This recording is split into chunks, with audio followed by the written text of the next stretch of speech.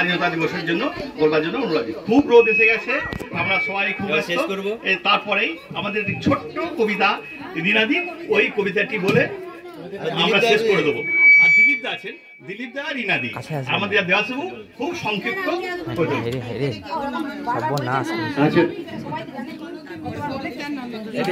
আমরা প্রায় অনুষ্ঠানের শেষের দিকে এসে গেছি। আজকের এই যে স্বাধীনতা দিবস উদযাপন,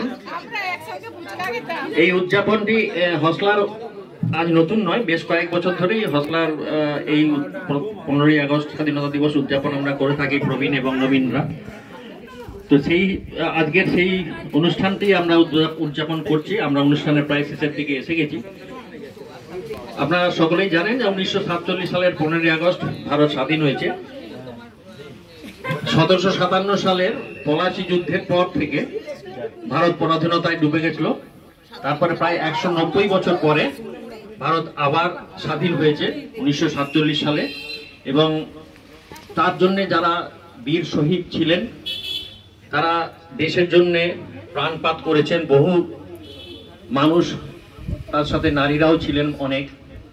তো তাদের যে অবদান এই স্বাধীনতার জন্য আমাদের, তারা যেভাবে প্রাণপাত করেছেন, যে কঠোর সংগ্রাম করেছেন, কঠোর লড়াই করেছেন, তার জন্যে তাদেরকে আমরা স্যালুট জানাই, তাদের উদ্দেশ্যে সশ্রদ্ধ নমস্কার জানাই।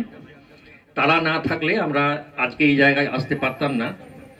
যদিও স্বাধীনতার মানেটা কি সেটা নিয়ে অনেক রকমের বিতর্কের ব্যাপার আছে, তবুও আজকে আমরা স্বাধীন কারণ পরাধীনতার হাত থেকে বেঁচেছি। বিভিন্ন বিদেশি শক্তির হাত থেকে ভারত আজ স্বাধীন, আজ একটি স্বাধীন সার্বভৌম গণতান্ত্রিক দেশ ভারত।